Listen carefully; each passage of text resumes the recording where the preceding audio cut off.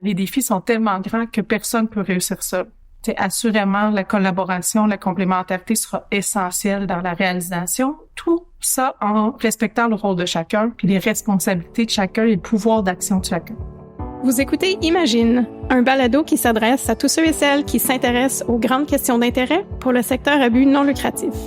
À Imagine Canada, nous croyons en la force de l'action collective, en tissant des liens parmi les acteurs du secteur, en partageant et en développant nos connaissances et en utilisant nos plateformes. Nous avons le pouvoir de faire progresser la justice sociale, économique et environnementale. Je suis votre animatrice, Émilie Pomeryan, et il me fait plaisir de vous inviter à plonger au cœur de conversations enrichissantes sur des sujets qui affectent le secteur des OBNL. Notre balado, qui est rendu possible grâce au soutien de Carter's Professional Corporation, est une invitation à imaginer un avenir plus juste et équitable. Pour cet épisode du balado, j'ai le grand plaisir de recevoir Caroline Richard, directrice générale de l'Institut Mallet, pour discuter de divers sujets, dont l'état de la situation philanthropique au Québec, les tendances en termes de dons et le très attendu Sommet de la philanthropie qui se déroulera à Québec en novembre. Caroline, merci d'avoir accepté notre invitation et d'être avec nous. Bonjour! Alors, vous êtes entrée en poste, Caroline, à l'Institut Mallet en avril 2022. Les activités organisées par l'Institut visent à mieux comprendre les caractéristiques de la culture philanthropique, à rassembler et à réseauter les acteurs du réseau philanthropique, ainsi qu'à promouvoir, communiquer et sensibiliser différents publics cibles. Donc, ma question comporte deux volets qui se rejoignent sans doute. Quelles ont été vos priorités depuis votre arrivée à l'Institut et quels sont les principaux chantiers sur lesquels l'Institut se penche en ce moment? Donc, à mon arrivée, le premier chantier, je vous dirais personnel, ça a été de bien comprendre et de connaître l'écosystème philanthropique au Québec. Donc, rencontre de différents acteurs, rencontre des partenaires, plusieurs discussions d'échanges aussi. Donc, ça a été un des premiers objectifs de ma part. Par la suite, l'Institut avait débuté des travaux sur l'agilité des organisations philanthropiques dans le cadre de la pandémie. Alors, on a poursuivi ces travaux-là, des travaux-là qui ont sollicité la participation de plusieurs acteurs du milieu. Puis, on a pu constater dans ces travaux qu'effectivement, les organisations philanthropiques ont fait preuve d'une très, très grande agilité pour s'adapter autant aux besoins qu'à la situation, parce que ça venait évidemment changer toutes les pratiques et les manières de faire. Alors, on a pu constater ça, puis on a pu voir que c'est une force du réseau philanthropique, assurément. Puis, pour ce qui est de la deuxième phase, mais qui a commencé dès le départ, évidemment, c'est le grand chantier qui nous mène au sommet 2023. Alors, il y a eu de nombreuses réflexions, de nombreux échanges. On s'est posé la question, compte tenu que le sommet avait été pensé avant la pandémie, est-ce qu'on repense le sommet au complet? Est-ce qu'on offre une nouvelle alternative à nos participants? Et c'est ce qui a été décidé par le conseil d'administration de revoir la formule du sommet. Alors, rapidement, on s'est mis au travail dans la recherche de thématiques, dans la recherche de conférenciers. Alors, évidemment, ça a été, je vous dirais, pour l'équipe de l'Institut Mallet, le grand chantier depuis 2022. Oui, on va en parler un peu plus tard du sommet, mais avant d'aborder, j'aimerais qu'on parle du sondage que l'Institut Mallet a publié au printemps dernier, un 4e sondage sur l'évolution des dons philanthropiques. Et avant de plonger dans certains des résultats clés du sondage, pouvez-vous nous parler de l'objectif de ce sondage annuel? Évidemment, comme je disais plus tôt, la pandémie est venue bouleverser notre univers, mais assurément aussi le secteur philanthropique. Notre intention par ce sondage, au départ, c'était de voir l'impact qu'avait la pandémie sur les dons au Québec. On a choisi avec le temps de faire le sondage à plusieurs reprises pour évidemment voir aussi dans le temps. Est-ce que ces tendances-là demeurent? Est-ce que ces tendances-là se modifient suite à la pandémie ou durant même la pandémie? Comment les choses ont évolué? Alors, c'était vraiment de mesurer l'impact de la pandémie sur les dons et aussi de voir comment se développe la culture philanthropique à travers cette pandémie. Oui, et parmi les statistiques intéressantes, le sondage démontre que 80% des Québécois et Québécoises ont fait un don à une cause dans les 12 mois précédents au sondage, un niveau similaire à celui de l'année dernière. Et selon l'étude, cette vague de générosité qui a commencé au début de la pandémie semble maintenant être un véritable changement dans la culture philanthropique au Québec, car la proportion avant la pandémie était d'environ 50 à 60%, donc c'est quand même une forte augmentation. Je trouve que ce concept est particulièrement intéressant puisque, selon les sondages réalisés, entre autres par Imagine Canada, au cours des dernières années, les intentions de dons étaient à la baisse en général au pays, mais le Québec se démarquait à l'échelle internationale par sa générosité. Donc, à votre avis, quels sont les facteurs qui expliquent cette tendance? Il est souligné dans l'étude que la pandémie a contribué à conscientiser davantage les Québécois sur des enjeux sociaux qui étaient, avant la pandémie, méconnus. Mais est-ce aussi possible, par exemple, que les OBNL québécois déploient des stratégies de sensibilisation plus efficaces? Ou avez-vous d'autres hypothèses? Ben, dans un premier temps, c'est assurément que la pandémie a mis en lumière le travail. Je vous dirais là, que dans les médias, quotidiennement, on a pu voir le travail que fait ces organisations-là. On a pu aussi voir les besoins de la population. Les besoins étaient exposés de façon multiple. Et peut-être aussi, les gens ont eu le lien avec leur communauté. Ils ont réalisé que certains problèmes, certains besoins étaient près d'eux.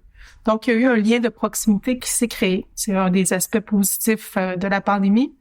Je vous dirais aussi, une des choses qu'il faut pas oublier dans l'analyse des dons, c'est que nous, l'Institut Malais, on calcule les dons faits en argent, mais aussi on prend en compte les dons faits en temps, en biens, comme par exemple des denrées alimentaires, l'expertise. Alors, c'est sûr que ça vient aussi jouer peut-être sur certaines données, il ne faut pas le négliger, mais pour nous, la philanthropie prend toutes ses formes. Alors, c'est important de le préciser, mais c'est assurément que le sondage nous apprend que 62% des Québécois se disent plus sensibilisés à des causes. Alors, c'est sûr que ça vient mobiliser, puis ça vient donner peut-être un peu un élan à la générosité québécoise. Il faut dire qu'on avait peut-être un petit peu de rattrapage à faire de ce côté, mais assurément, les Québécois ont répondu présent. Il y a eu aussi un appel, faut le mentionner, là, des acteurs politiques vers le bénévolat, vers les organisations qui avaient des besoins particuliers. Puis je pense que vraiment, les Québécois ont pu constater l'équilibre fragile de la société, mais aussi le rôle que jouent ces organisations-là dans l'équilibre qu'on tend à trouver. Alors, je pense que il y a un peu de tous ces facteurs-là qui font qu'aujourd'hui, les Québécois répondent présents puis sont très généreux. Mais il faut aussi dire que la grande conscientisation des besoins est possiblement le grand vecteur de dons au Québec présent. Ce qui est intéressant aussi de voir, c'est que cette tendance-là se maintient. Parce qu'au-delà de la présence qui a été omniprésente durant la pandémie dans les médias, ben là, on voit, le sondage nous démontre aussi que cette vague perdure. Alors ça, c'est possiblement la meilleure nouvelle au niveau de la culture philanthropique au Québec. Ouais, c'est très bien parce que si on est plus ou moins sorti de la pandémie, on le voit, les organismes à but non lucratif, ils sont toujours très sollicités et les besoins sont encore très criants.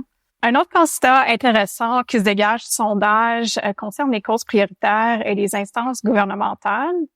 Le gouvernement est perçu comme principal responsable du soutien de pratiquement l'ensemble des causes philanthropiques évaluées dans le cadre du sondage.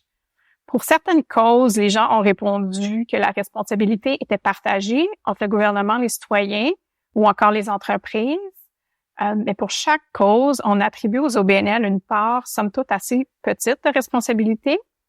Et quand on pense à des causes comme l'aide aux personnes démunies, la violence envers les femmes, la protection de l'environnement, l'éducation et j'en passe, les OBNL jouent un rôle prépondérant, mais ne semblent pas être perçus comme les principaux responsables, ce qui semble un petit peu en contradiction avec ce qu'on disait tout à l'heure concernant la manière dont les Québécois sont plus conscientisés maintenant. Alors, j'ai deux réflexions par rapport à ces résultats. Les résultats démontrent donc clairement l'importance pour notre secteur de recevoir le support nécessaire des gouvernements pour remplir notre mission sociale. Mais on a aussi vu précédemment, comme je le mentionnais, que les Québécois et Québécoises sont bien conscientisés aux besoins, ils sont généreux en ce qui concerne les dons. Mais est-ce qu'on peut interpréter ces résultats comme un indicateur que la population ne réalise pas le rôle primordial des OBNL ou peut-être que leur rôle est sous-estimé? Il y a plusieurs facteurs qui peuvent expliquer ce constat-là. Je voudrais assurément, c'est possiblement, l'État est quand même omniprésent dans plusieurs sphères, quand on parle de santé, services sociaux et autres. Donc, l'État est quand même très présent. Alors, c'est normal que les gens aient comme réflexe, je contribue par le biais de mes impôts. Donc, dans ma tête, je crois que le gouvernement doit être responsable de ces secteurs d'activité-là. Mais assurément, on peut aussi voir que le travail des organismes d'aide est sous-estimé. Les gens ne voient pas le travail. Tu sais, c'est souvent un travail invisible ou que tu ne connais pas si tu n'as pas besoin de ces services-là. Donc, assurément, le travail où les organisations sont sous-estimées, assurément. Il faut aussi penser que les gens voient beaucoup les organisations comme des organismes de soutien, un peu de la philanthropie qu'on appelle réparatrice, moins comme un acteur qui peut transformer, donc qui peut agir sur les causes. De plus en plus, là, on travaille à faire connaître le secteur philanthropique québécois, s'engage, s'implique un peu à faire ce changement, cette transformation auprès des Québécois là, pour montrer, regardez, la philanthropie, oui, on soutient, mais on veut faire un pas de plus. On veut aussi s'attaquer aux causes des problématiques. On le voit, on l'a vu beaucoup avec le logement au Québec dans la question de la pauvreté. Donc, les organisations disent, ben oui, on est là pour soutenir, mais par ailleurs, si on veut changer les choses, transformer la société, il faut agir sur les causes. Alors, on le voit, mais on a évidemment du travail auprès de la population pour le faire connaître. Évidemment, le secteur philanthropique n'est pas là pour se substituer à l'État, n'est pas là pour mais de plus en plus, on parle de collaboration, de complémentarité, parce qu'il est clair que les défis sont tellement grands que personne ne peut réussir seul. Assurément, la collaboration, la complémentarité sera essentielle dans la réalisation. Tout ça en respectant le rôle de chacun, puis les responsabilités de chacun et le pouvoir d'action de chacun. Je pense que c'est à ce niveau-là où on est rendu, mais assurément, on a un travail à faire pour continuer de faire connaître le travail extraordinaire et essentiel que font les organisations. Ouais, c'est super intéressant. C'est une relation de partenariat qui a un certain niveau de complexité.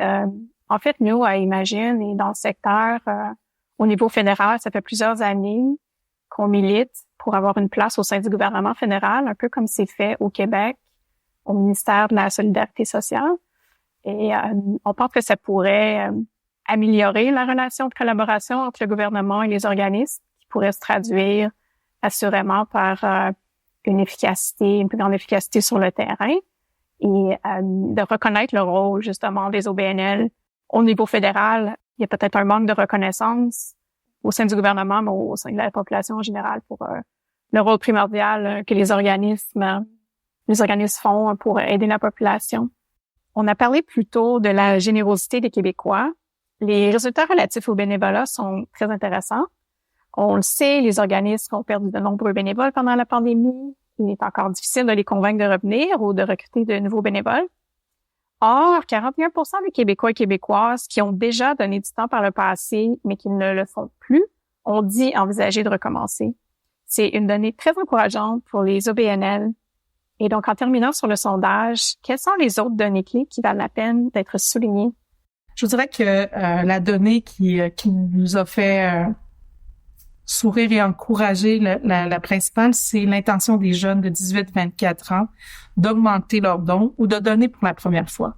Assurément, on voit que leur grande sensibilité, leur réveil peut-être aux besoins de la communauté, ils sont davantage sensibilisés, ils se disent davantage sensibilisés aussi aux besoins de la communauté, les amène à se demander comment je peux m'engager, comment je peux changer les choses, comment je peux agir moi aussi comme citoyen. Alors on voit, là, je vous dirais que la donnée là, qui nous a très, très intéressante dans le développement de la culture philanthropique et dans l'avenir de la philanthropie, c'est de voir que les jeunes adhèrent aux principes et aux valeurs là, qui sous-tendent dans la philanthropie. Donc, le rapport du sondage est disponible sur le site de l'Institut Mallet pour ceux et celles qui sont intéressés à connaître tous les résultats. J'aimerais maintenant parler d'un événement majeur qui approche à grands pas. On l'a mentionné un peu plus tôt, le sommet de la philanthropie que l'Institut organise les 14 et 15 novembre prochains à Québec. Le thème du sommet est « Ensemble, un nouvel élan à la philanthropie ». Pourquoi un tel événement est important pour notre secteur et qu'est-ce que les participants vont en retirer? Premièrement, le sommet offre une programmation à la présence de grands conférenciers, de panélistes qui vont être inspirants. On réunit les panélistes sous 3 thèmes: complémentarité des rôles, on en a parlé plus tôt, l'importance de travailler ensemble, de collaborer. On va réunir des intervenants de différents secteurs pour une discussion enlevante.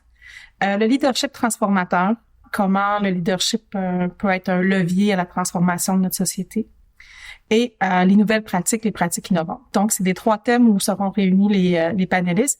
Viendront s'ajouter à cela, comme je le disais, des conférenciers de renom. On peut penser à Dr. Liu, Laure Varidel ou Laurent Duvernay-Tardy, par exemple. Donc, c'est un rendez-vous incontournable pour la philanthropie. Qu'est-ce que les gens vont venir chercher? Assurément une occasion unique d'échange, une occasion de discuter des défis la philanthropie, mais aussi de l'avenir de la philanthropie, de tisser des liens. On s'entend que le dernier sommet de l'Institut Malès est tenu il y a déjà 5 ans, compte tenu de la pandémie. Donc, c'est vraiment une occasion de retrouvailles, de tisser des liens avec les gens du secteur. Lorsqu'on parle du secteur, seront réunis au même endroit là, lors du sommet des gens qui viennent autant des fondations, des organismes communautaires, des gouvernements, de la communauté civile. Alors, évidemment, c'est une occasion de retrouvailles et de tisser des liens, de s'inspirer aussi des expériences. Les panélistes auront l'occasion là, de traiter de leur expérience personnelle et organisationnelle, mais ce sera des panels très intéressants et très inspirants.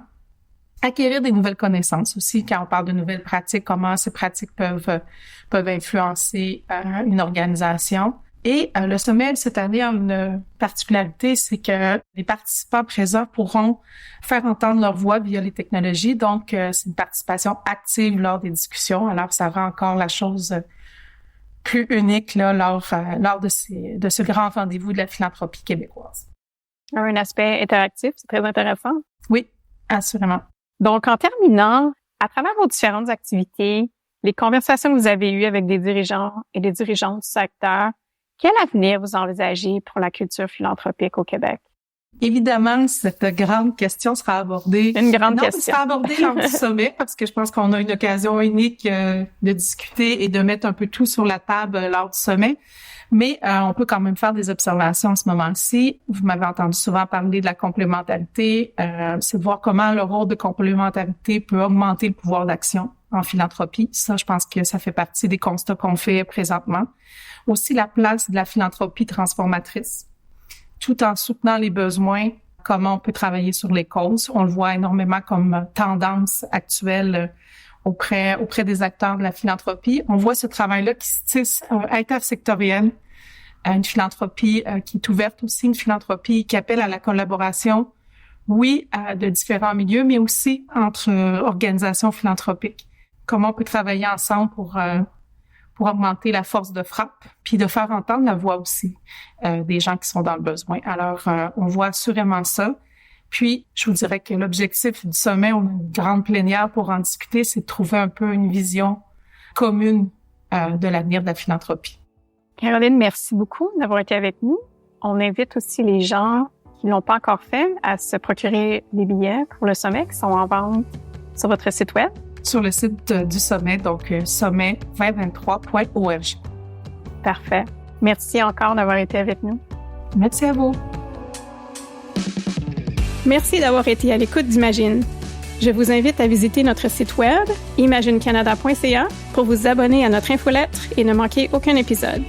Si vous avez aimé cet épisode, pourquoi ne pas nous donner une note 5 étoiles sur votre plateforme d'écoute favorite pour que d'autres personnes puissent découvrir notre balado. Merci encore à nos partenaires, Carter's Professional Corporation, de rendre ce projet possible.